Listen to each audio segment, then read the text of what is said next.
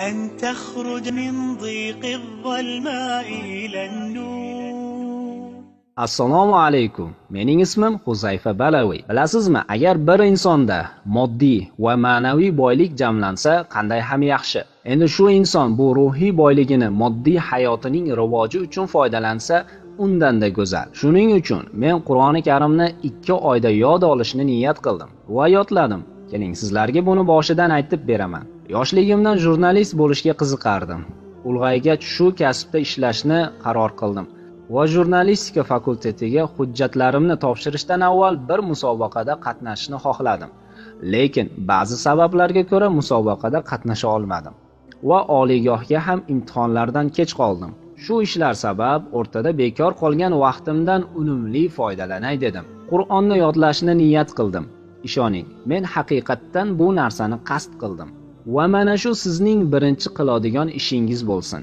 Ya'ni Alloh uchun Qur'onni yod olishni niyat qiling va tezda bu niyatingizni amalga oshirishga kirishing. Aks holda shijoatingiz pasayib, shayton sizni bu fikrdan qaytarmoqchi bo'ladi. Ikkinchi qiladigan ishingiz: o'zingizni qiziqtiring, shijoatingizni oshiring. Men nima qildim? Men Facebookdagi 6000 obunachi oldida Huzayfa 2 oydan keyin hofiz bo'ladi deb yozib qo'ydim. Odamlarning yozayotgan so'zlariga e'tibor qilmang. Muhimi sizning niyatingiz xolis Alloh uchun bo'lsa yetarli. Bu usul menga ta'sir qildi, shuning uchun bu usulni tanladim. Uchinchisi, aniq muddatni belgilang. Qachon boshlab, qachon tugatasiz? Agar siz 2 oy yoki 2 yil deb aniq muddatni tayin qilmasangiz, bee'tibor bo'lib bu ishingizni butunlay to'xtatib qo'yishingiz mumkin. To'rtinchi, reja tuzing va uni yozib eng ko'rinadigan joyga ilib qo'ying. Har kuni sizga maqsadingizni eslatib tursin. Masalan, men o'z rejamga Huzayfa hofiz deb yozdim va boshlash va tugash vaqtini aniq yozib qo'ydim. 6. O'sha varaqqa Qur'onni nima uchun yod olmoqchisiz? Shularni ham yozing. Men 4 narsani yozib qo'ydim. 2ta dunyoviy va 2ta oxirat uchun bo'lgan niyatlar. Birinchi, Allohning roziligi uchun. Ikkinchi, Alloh duolarimni qabul qilishligi uchun.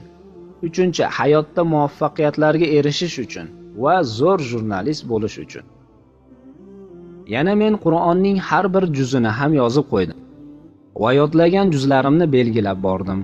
Rejani tuzib olgandan keyin endi uni amalga oshiramiz. Yodlashni boshlaymiz. 8. Doim bir mushafdan foydalaning.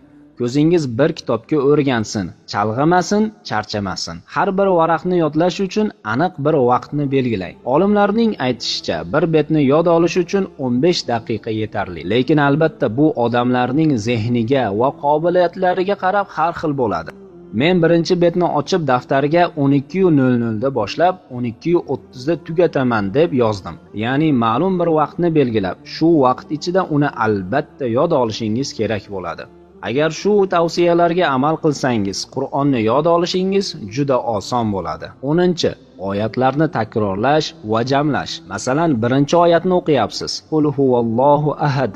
So'ngra ko'zingizni yumib, ichingizda 3 marta takrorlang. Qul huvallohu ahad, qul huvallohu ahad, qul huvallohu ahad. So'ngra keyingi oyatga o'ting. Uni ham 3 marta qaytaring.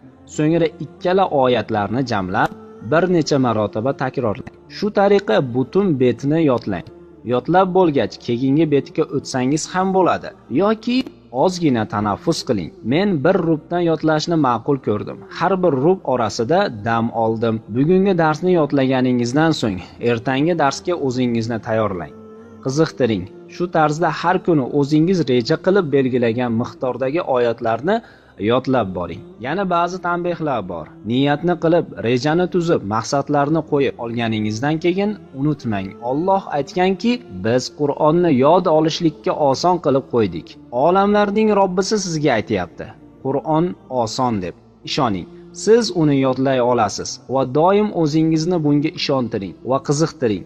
Va agar dars vaqtida bir oz zerikish yoki toliqishni sezsangiz, darhol tanaffus qiling. Masalan, nashida eshiting yoki Qur'on haqidagi biror bir masalani tinglang. Bu narsalar sizga albatta yordam beradi. Va yana yodlagan darsingizni kimdir tekshirib qo'ysin. Masalan, ota-onangiz yoki aka-ukalaringizdan birortasi yoki do'stingizga qo'ng'iroq qilsangiz ham bo'ladi. Ikkita bo'lsangiz yoki bir nechta sheriklaringiz bo'lsa, juda yaxshi.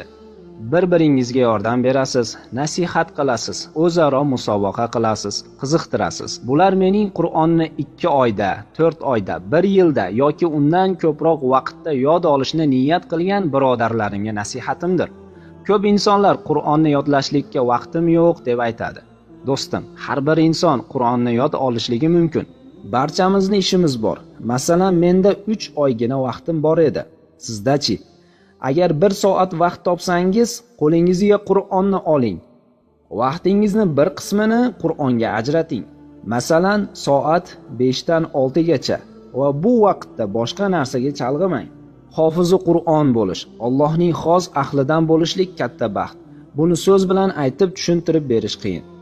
Alloh bizlarni Qur'onni yod olishimizga va unga amal qilib yashab o'tishligimizga o'zi yordam bersin.